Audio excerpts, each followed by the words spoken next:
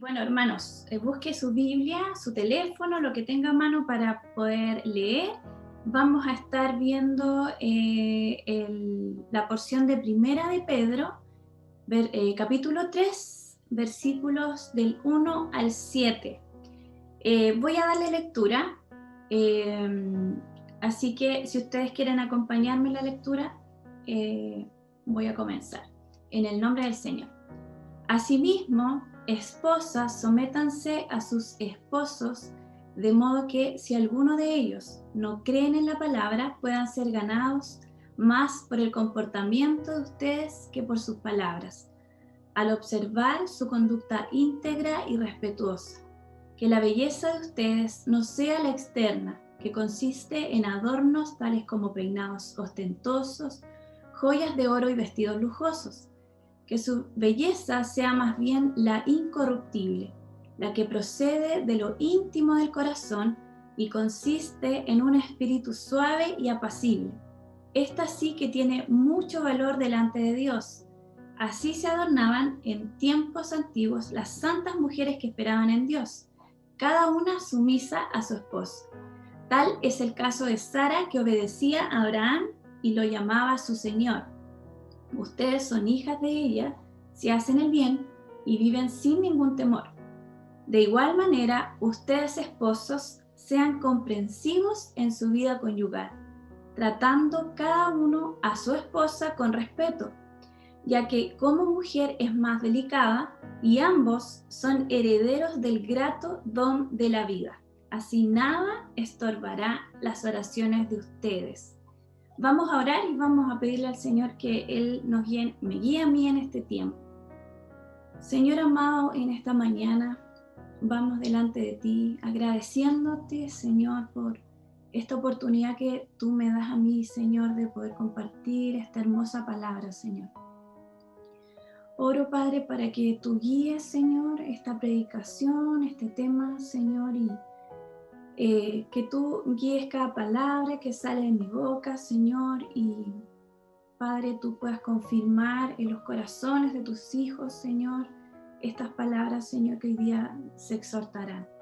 Gracias porque tu palabra, Señor, es viva, es eficaz, porque ella es actual, Señor, y moldea nuestra vida. Gracias, Señor, porque hay un estándar al que debemos, Señor, ajustar nuestra vida, y ese estándar, esa palabra, Señor, está disponible para todos aquellos, Señor, que quieran alinearse bajo ella. Gracias, Padre Santo. Gracias, Señor Jesús. Guíanos en el nombre de Jesús. Amén. Entonces, bueno, Primera de Pedro, la hemos estado estudiando esta carta hace ya varias semanas. La semana pasada estuvo Mauricio compartiendo. Y antes de entrar al tema en sí, ya a este párrafo que leímos, ¿cierto? De Primera de Pedro 3, del 1 al 7, es súper importante o necesario entender este pasaje en el contexto de la carta en general. Hay un enfoque en específico y que Pedro menciona antes de llegar hasta este punto, y ese enfoque, hermanos, si ustedes leen los capítulos anteriores, es la santidad. Y Pedro cita palabras del Antiguo Testamento para graficarlo de manera mucho más clara. Él cita el libro de Levíticos, y en Primera de Pedro 1:15 dice: más bien sean ustedes santos en todo lo que hagan, como también es santo quien los llamó. Pues está escrito: sean santos porque yo soy santo. Y después continúa su argumento en el segundo capítulo y dice en Primera de Pedro 2:9: pero ustedes son linaje escogido, real sacerdocio, nación santa, pueblo que pertenece a Dios. Y esta frase, sean santos porque yo soy santo, se repite por lo menos 6 o 7 veces a medida que se desarrolla el libro de Levíticos. No sé si ustedes han leído este libro. es un poco difícil de captar el mensaje. Tiene mucha enseñanza el libro de Levíticos, pero a veces cuesta un poco entenderla. Es un libro extenso. Y en resumen, lo que trata el libro de Levíticos es una serie de leyes sobre la santidad que Dios esperaba de su pueblo. Recordemos que ellos venían saliendo de Egipto. Ellos traían toda una cosmovisión egipcia o pagana, ¿ya? Entonces, el Señor tiene que instruirlos en cuanto a en cuanto al carácter de Él, que es santo, y la forma en cómo debían acercarse a Él. Entonces, Él escoge una tribu, ¿cierto?, de las 12 tribus de Israel, que son los levitas, y los consagra como sacerdotes para que de alguna forma ellos fueran intermediarios entre el pueblo y Dios, y ofrecieran sacrificios, ¿cierto?, y ofrendas por el pecado. También en ese libro se establecen normas de purezas, normas sanitarias, etcétera, etcétera. Lo que hace este libro de Levítico es resaltar la idea de que el pueblo de Israel tenía que cumplir su llamamiento sacerdotal. Dios los había llamado a ellos para ser sacerdotes. Y Él en alguna oportunidad dice: ustedes son mi especial tesoro, les dice al pueblo de Israel. Por lo tanto, ellos debían llevar vidas de pureza espiritual, también moral. Entonces debían mantenerse separados de las otras naciones y permanecer obedientes a lo que Dios les decía. Entonces, es en este contexto que Pedro comienza a dar esta serie de instrucciones, ¿cierto?, en cuanto a la manera de ser y comportarse de acuerdo a este llamado de santidad, específicamente en las relaciones interpersonales.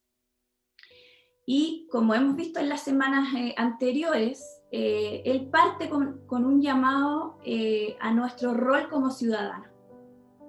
Él da una indicación en cuanto a nuestra actitud hacia las autoridades de gobierno. Luego se dirige a nuestro rol como trabajadores, que fue lo que vio Mauricio la semana pasada, pero luego avanza a un ámbito privado. Ese lugar que solo Dios y nuestro círculo más cercano conoce, que es el hogar, específicamente el matrimonio. Por lo tanto, nuestro Dios, cierto, es un Dios de lo público, pero también es un Dios de lo privado, y a Él no podemos ocultarle nada. Entonces, como linaje escogido, real sacerdocio, como dice la carta, pueblo que pertenece a Dios, hay una manera de caminar en este mundo en todas las esferas de la vida.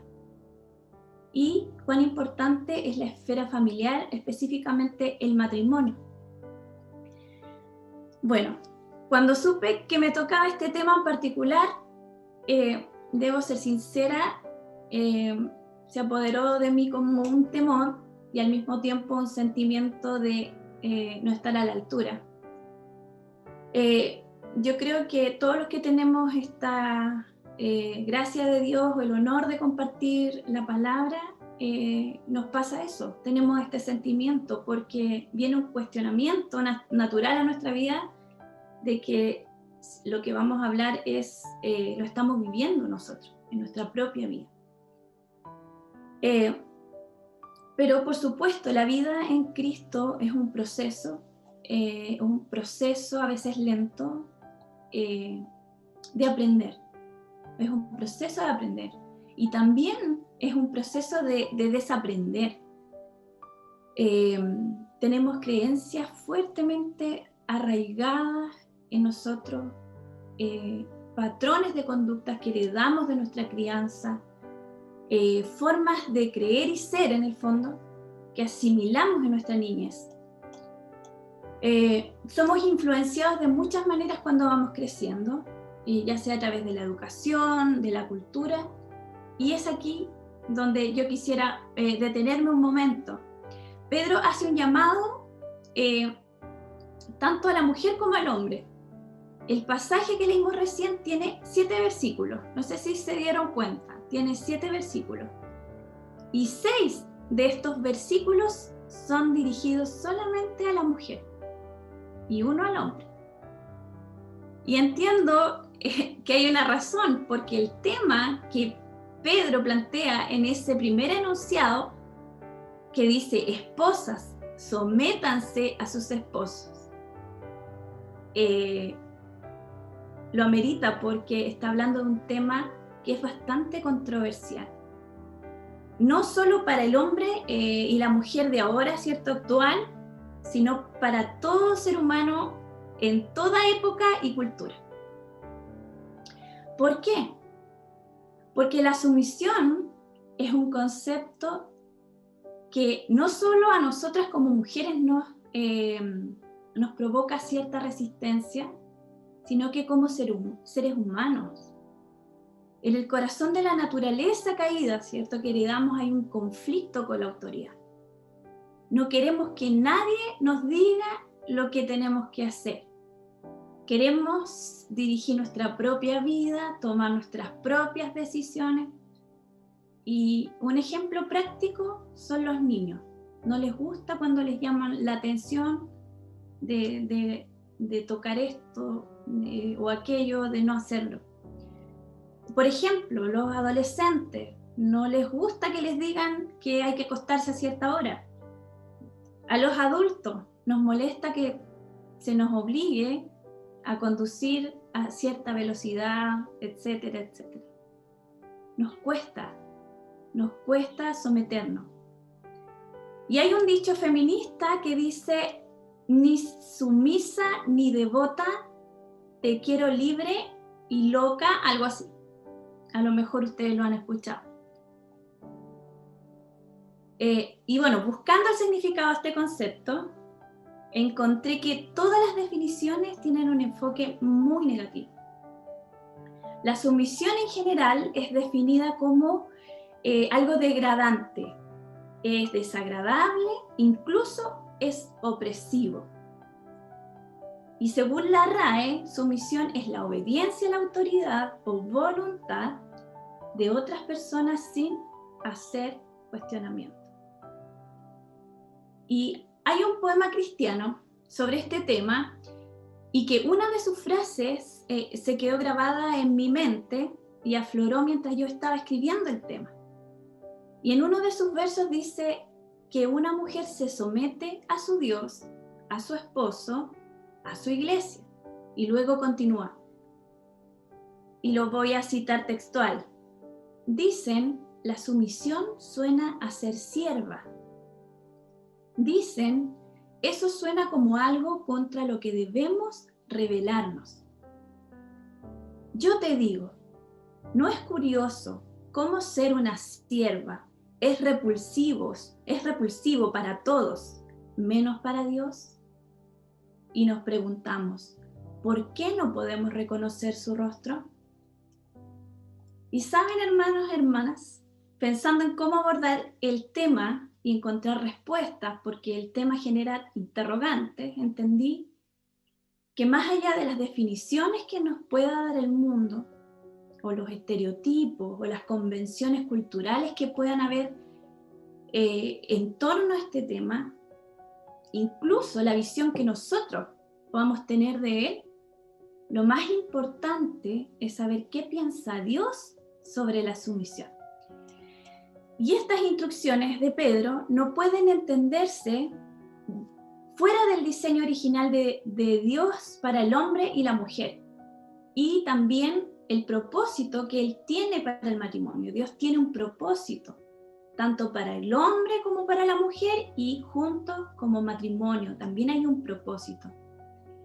Nunca debemos perder de vista que el matrimonio entre un hombre y una mujer cuenta la historia del Evangelio.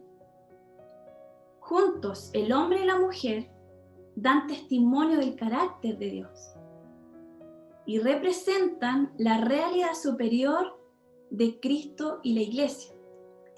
Y Nancy DeMoss dice en el libro Diseño Divino: los hombres fueron creados para reflejar la fuerza, el amor y la abnegación de Cristo, las mujeres fueron creadas para reflejar la sensibilidad, la gracia y la belleza de la novia que Él redimió, y el matrimonio fue creado para reflejar la unión de pacto entre Cristo y la Iglesia.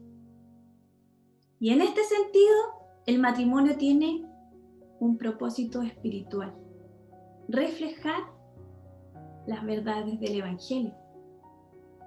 Ser creados a la imagen y semejanza de Dios incluye esa capacidad de relacionarnos. Pero cualquier manera de relacionarnos. Y una escritora cristiana que estuve leyendo en estos días mientras preparaba el tema, ella decía: lo primero que tenemos que entender acerca de la sumisión es que Dios ha establecido el orden, la dirección, la autoridad y la sumisión en todas las esferas de la vida. En el hogar, en la iglesia, en el lugar de trabajo, en el gobierno. La sumisión no es solo para las mujeres, la sumisión es para todos los seres humanos, para todos los hombres. La sumisión es para los jóvenes, los ancianos, los casados y los solteros. Todo el mundo tiene que estar bajo sumisión a una o a más autoridades humanas en su vida, y todos nosotros bajo sumisión a la máxima autoridad soberana de Dios. Sobre todas las autoridades que puedan haber en nuestra vida, hay una autoridad que es soberana y que es la autoridad de Dios. Por lo tanto, desde el principio, el Señor establece una forma. Hay un orden en el que se nos asignan roles a cada uno y que tienen el propósito no de establecer rangos de quién es superior al otro, sino tienen el propósito de complementarnos. Y dentro de ese orden para el matrimonio, el Señor establece al esposo como cabeza o autoridad sobre su esposa. 1 Corintios 11:13, hablando de este orden establecido por Dios, nos enseña esta dinámica en las relaciones, y él señala que Cristo es la cabeza de todo hombre, y el hombre es la cabeza de la mujer, y Dios la cabeza de Cristo. En palabras simples, la autoridad de un hombre sobre su esposa es como la autoridad de Dios sobre Cristo en cierto sentido.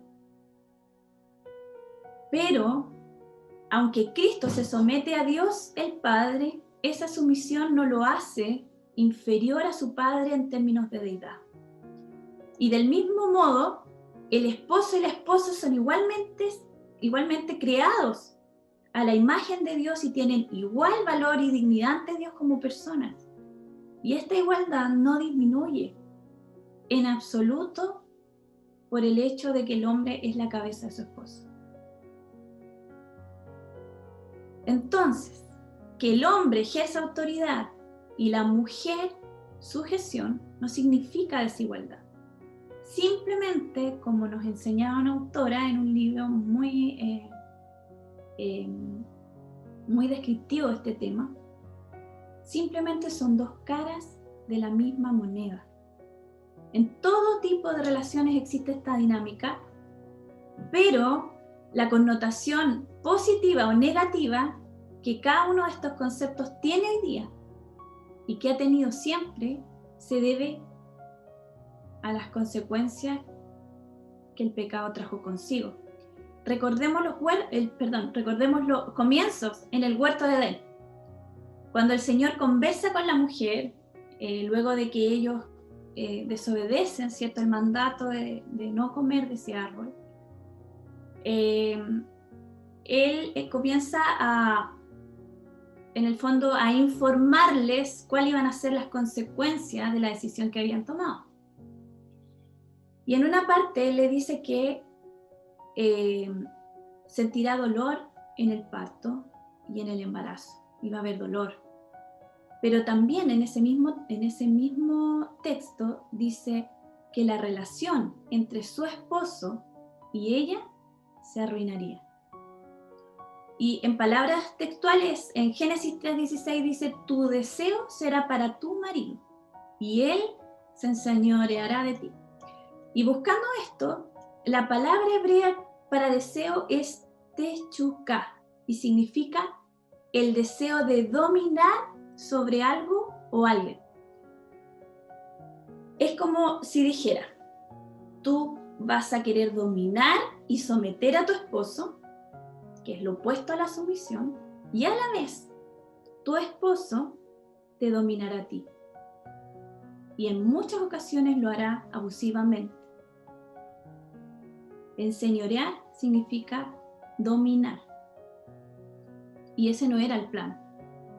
Pero las consecuencias que trajo el pecado hizo que la relación entre hombre y mujer en el matrimonio tomara este prisma como de competencia y de uno querer dominar sobre el otro. Las mujeres feministas, el feminismo llama esto opresión del patriarcado. Pero, como se dan cuenta, le pusieron nombre al pecado tal vez, no sé, no es el patriarcado. Esta es una de las tantas consecuencias de aquella decisión que tomamos en el huerto. Si nosotros hubiésemos estado ahí, seguramente hubiésemos tomado la misma decisión. No somos mejores que Adán y Eva. Esta decisión dañó nuestras relaciones más sagradas con nuestro esposo y con aquellos que más amamos. Un verdadero desastre fue lo que pasó en el principio. Es por eso que Pedro, retomando, ¿cierto?, lo que le pide a la mujer y lo que le pide al hombre, y no solo Pedro, Pablo en otras cartas también habla de la sumisión, específicamente la sumisión de la esposa a su esposo. Pedro hace hincapié a estas dos debilidades en el fondo. Son como debilidades de cada uno de nosotros, del hombre y la mujer. Y a la mujer le manda y le dice, sométete a tu esposo, no intentes dominarlo. Y al hombre le dice, sé respetuoso, trátala como vaso frágil, no te enseñorees, no abuses de tu fuerza en el fondo. Ejerce tu autoridad que Dios te la dio de manera piadosa. De manera piadosa. Ahora bien, vamos a analizar tanto la autoridad como la sumisión, porque yo les decía que esto es como una moneda que tiene dos caras. Por un lado está la autoridad, por otro lado está la sumisión. La autoridad también tiene sus estereotipos culturales, porque al parecer esta es vista como un bien codiciado por aquellos que desean mayor posición, poder, prestigio o privilegios para usarlo en su propio beneficio. Generalmente en la mente divaga la idea de que quien dirige gana o es superior al resto. Pero la autoridad en términos bíblicos y cómo la ve Dios es muy diferente. Y hay una ocasión en que ustedes seguramente han leído esta escena, ¿cierto?, donde una mamá de dos discípulos le pide a Jesús que en su reino sus hijos se sentaran, uno a su derecha y otro a su izquierda. ¿Por qué? Porque ella quería que estuvieran en autoridad.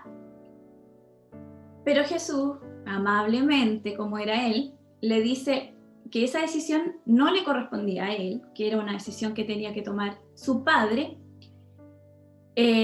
pero él aprovecha la oportunidad para enseñarles o para redefinir, de acuerdo a la visión de reino, lo que significaba realmente la autoridad.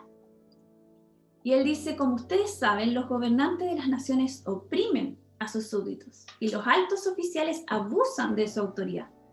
Pero entre ustedes no debe ser así. Al contrario, el que quiera hacerse grande entre ustedes deberá ser su servidor, y el que quiera ser el primero deberá ser esclavo de los demás. Así como el Hijo del Hombre no vino para que le sirvan, sino para servir y para dar su vida en rescate por muchos. Y ese es el estándar que Dios tenía en mente cuando pensó en el hombre como autoridad sobre su esposa. Y esto está muy relacionado con lo que señala el libro de Efesios. El libro de Efesios dice: maridos, amad a vuestras mujeres así como Cristo amó a la iglesia y se entregó a sí mismo por ella, para santificarla, habiéndola purificado por él. Con el Ministerio de Mujeres hemos estado estudiando varios libros sobre la feminidad según la palabra, y en uno de estos libros se hace mención de las características de la autoridad, según las Escrituras. Y hay varios tips que yo quisiera compartir con ustedes. El primero dice: la autoridad no se autoproclama, es delegada por Dios. La autoridad no es una posesión personal, solo administra y maneja lo que le pertenece a Dios. La autoridad no tiene que ver con derechos, sino con responsabilidad. No consiste en buscar protagonismo, sino dar importancia. La autoridad no es dominante ni dictatorial, es humilde, amable. La autoridad no es tomar, sino dar. La autoridad no es obtener egoístamente, sino un sacrificio desinteresado. Y toda autoridad debe rendir cuentas a otra superior, y todas a Dios el Padre, quien es la máxima autoridad, como decía hace un momento atrás. Según esta visión de autoridad y que nos define la palabra, ¿qué mujer? Esta es una pregunta para que la piensen. ¿Qué mujer no se sometería voluntariamente a un esposo que ejerza este tipo de autoridad? Ahora bien, analicemos según la palabra lo que es sumisión. La palabra someter viene de una palabra griega que significa ponerse debajo o ponerse en orden, ¿ya? Pero más allá de una conducta, lo que entendí es que la sumisión es una actitud del corazón. A veces se confunde con obediencia ciega, pero no son lo mismo. La sumisión es la actitud de someterse voluntariamente a la autoridad. De hecho, se podría obedecer una orden sin ser sumiso, por obligación, por ejemplo. La sumisión es colocarse debajo de, ¿cierto?, voluntariamente, bajo la autoridad de alguien, voluntariamente. ¿Y cómo define la palabra la sumisión? Y el poema que yo mencionaba anteriormente, que hablaba de que una mujer se somete a Dios, a su esposo, a su iglesia, planteaba la pregunta: ¿no es curioso cómo ser una sierva es repulsivo para todos menos para Dios? Porque claramente, según la palabra, la sumisión es de alta estima para Dios. Lo opuesto a la sumisión es rebeldía. Y la rebeldía es precisamente uno de los grandes pecados que nos apartó de Dios y que dejó al hombre y a la mujer expuestos a las mentiras de Satanás. Por el contrario, los sinónimos para sumisión que encontré fueron dócil, humilde. Y estos rasgos, dócil, humilde, son rasgos exclusivos de Cristo. Son virtudes que la palabra en general considera verdadera belleza. Recordemos cuando el Señor busca un rey que va a reemplazar a Saúl. Él le dice a Samuel: no te dejes impresionar por su apariencia ni por su estatura. La gente se fija en las apariencias, pero yo me fijo en el corazón. Y este es un gran tema para la mujer, ¿cierto? El tema de la belleza. La palabra nos enseña que la verdadera belleza, Pedro nos dice, la verdadera belleza es tener un espíritu suave y apacible.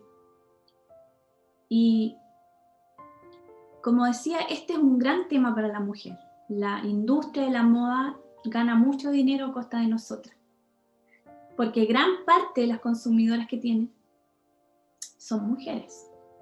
De hecho, si vamos a una tienda, la primera sección que vamos a encontrar, cosa de que esté lo más a la mano posible, es dedicada exclusivamente a la mujer. Típico, el primer piso, solo mujer.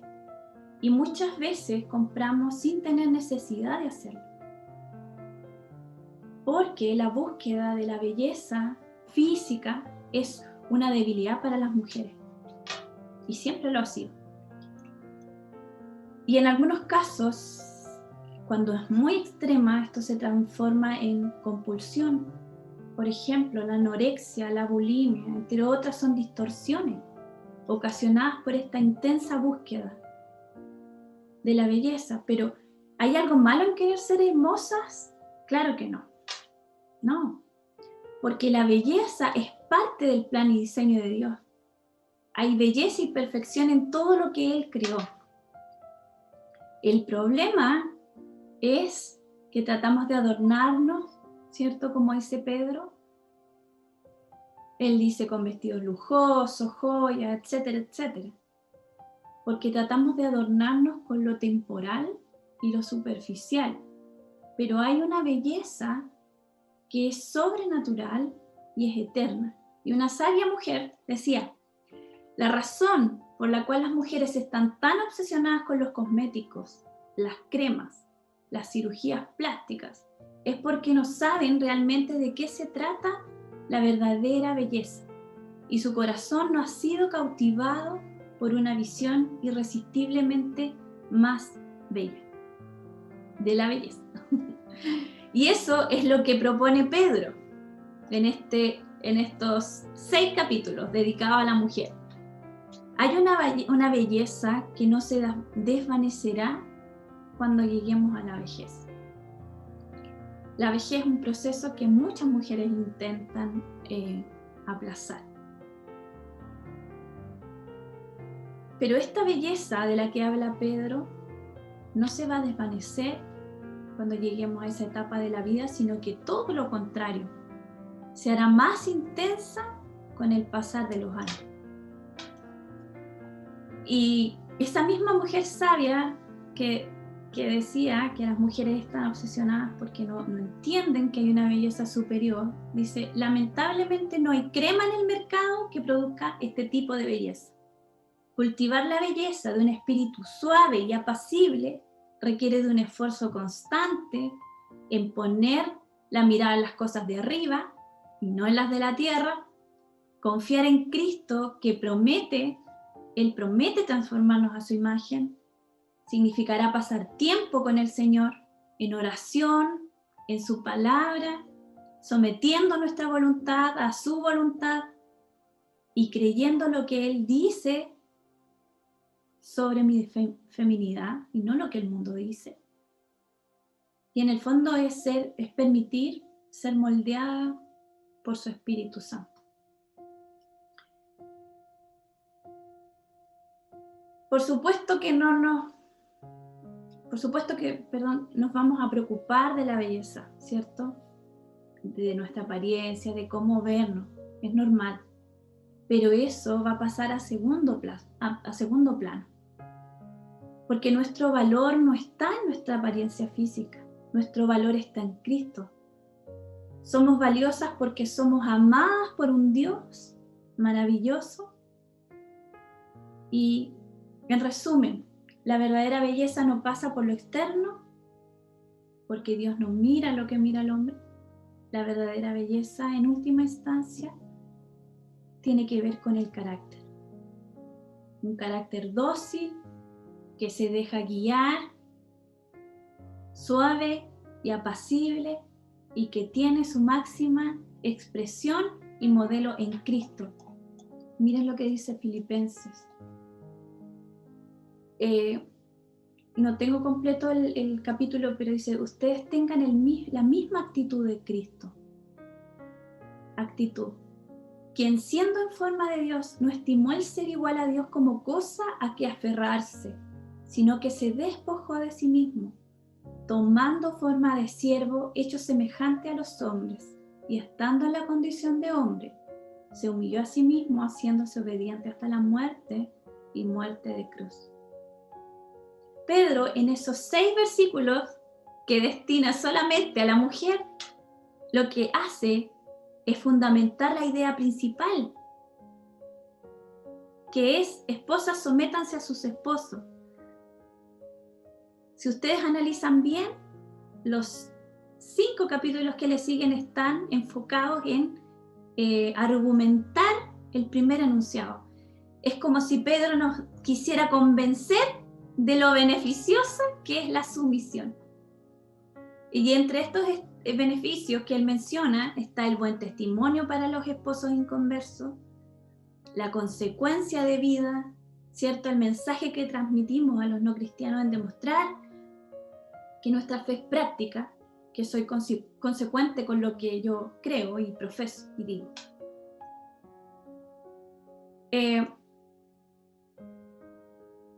Y antes de concluir, quisiera compartir algunos conceptos errados que hay sobre la sumisión en un libro que se llama Mentiras que las mujeres creen, y que en algún momento de mi vida, hace muchos años atrás, fueron muy reveladores para mí.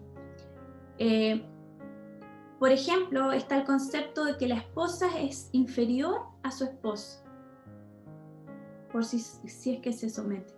Y las escrituras enseñan que tanto el hombre como la mujer fueron creados a la imagen de Dios, que tienen el mismo valor para Él y que ambos pueden recibir de su gracia redentora mediante el arrepentimiento y la fe. La responsabilidad de la esposa de someterse a la autoridad de su esposo no significa que tenga un valor o importancia inferior a él.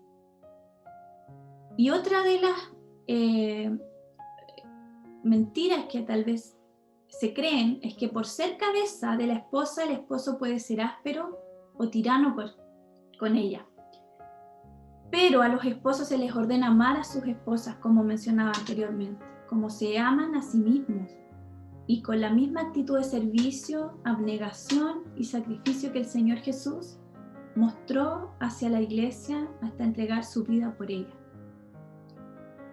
Otro concepto errado es que la esposa debe callar ante su esposo y no manifestar sus opiniones.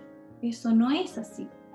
Dios creó a la mujer para ser ayuda idónea, y eso significa que Él la necesita. Nuestros esposos nos necesitan a nosotros.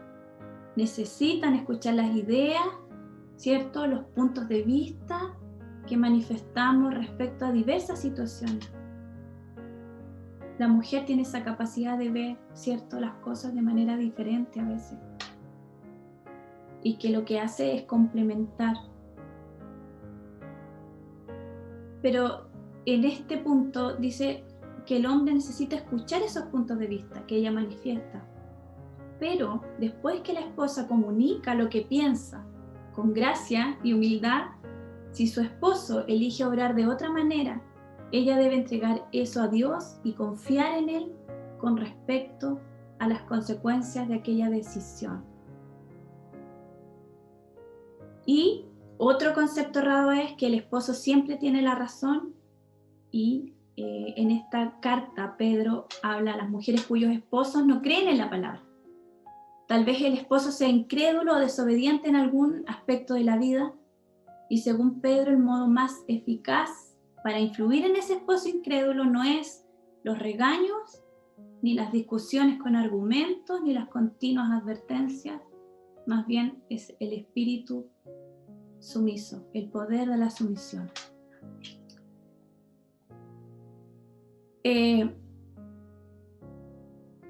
Yo les pedía que se quedaran hasta el final porque la idea era que pudieran ver estas dos caras de la moneda, ¿cierto?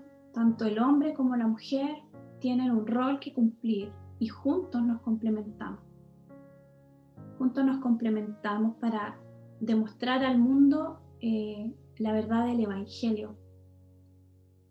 Los valores del reino, queridos hermanos, son contracorrientes, como decía la semana pasada Mauricio. cuando nosotros queramos vivir estos principios, es probable que nos rechacen o que nos traten de anticuados o retrógrados o machistas incluso. Pero cuando el hombre y la mujer viven en ese orden establecido por Dios, cuando cada uno asume ese rol de manera piadosa, el Señor es glorificado, porque manifestamos al mundo el Evangelio. Cuando Jesús llega a la vida del ser humano, Él redime, Él restaura no solo a la persona, al individuo, sino Él restaura todas las relaciones con el esposo, la esposa, con los hijos, etcétera, etcétera, comenzando, ¿cierto?, con ese maravilloso pacto que Él ideó, nació en su corazón en el principio, porque el matrimonio es idea de Dios. Por lo tanto, no puede vivirse, ¿cierto?, fuera de ese plan y ese orden. Esta predicación no es para personas que no se sometan a la autoridad de la palabra. No es para todo el mundo. No todas las personas pueden vivirlo.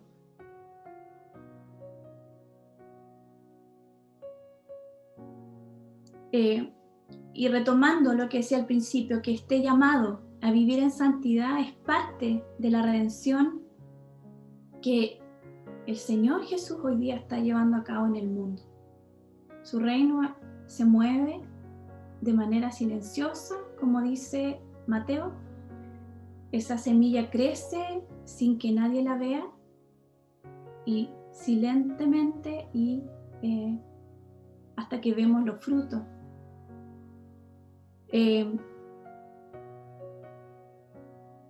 Cuando nosotros como hijos de Dios nos dispongamos y comencemos a vivir nuestros roles como Dios nos instruye, la relación va a ser fructífera, la relación va a ser plena, la mujer amada, guiada piadosamente por su esposo, se someterá en respuesta a ese amor.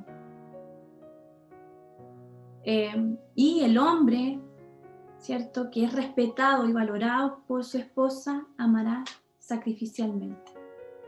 Lamentablemente esto no siempre es así en la vida real,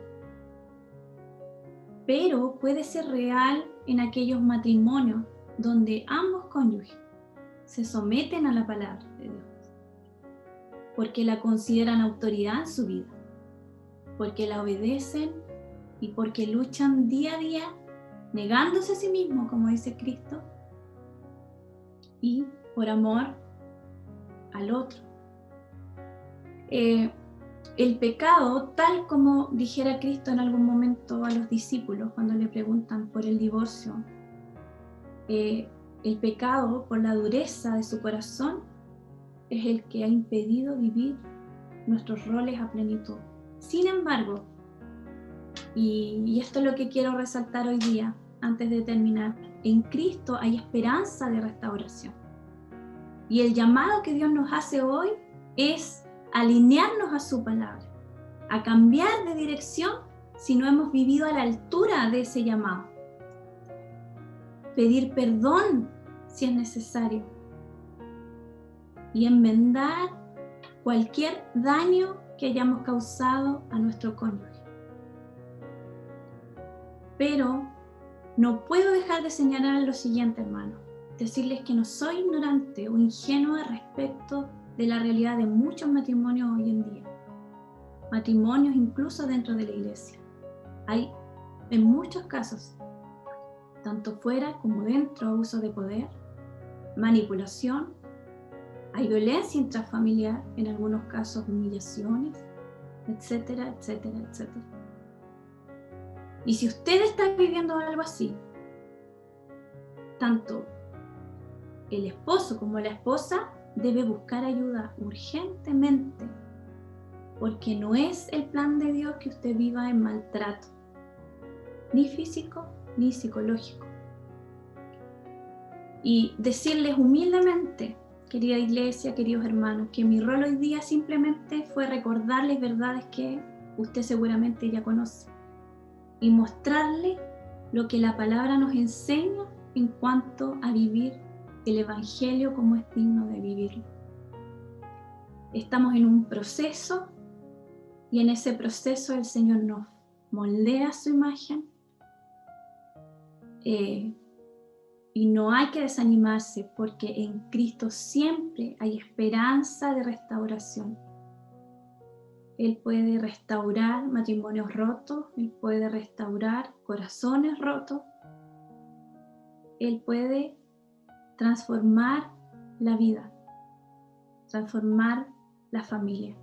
Y ese es el mensaje de hoy. Cristo es capaz.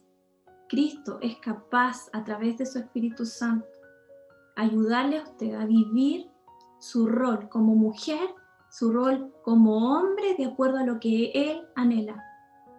¿Para qué? Para ser ese pueblo santo que Él desea, que Él anhela que nosotros seamos.